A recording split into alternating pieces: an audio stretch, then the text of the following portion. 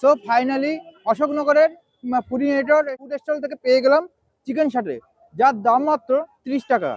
এরকম item try করে দেখতে হবে বন্ধুরা।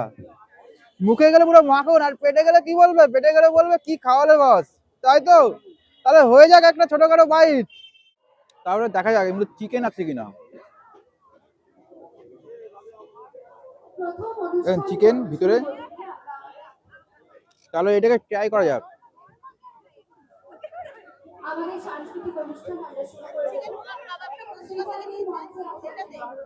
সেই টেস্ট, সেই একদম হেভি সুস্বাদু, হেভি টেস্টি, এক কথায় বলা যায় অসাধারণ। দেখছেন দর্শক বন্ধু, হেভি টেস্ট।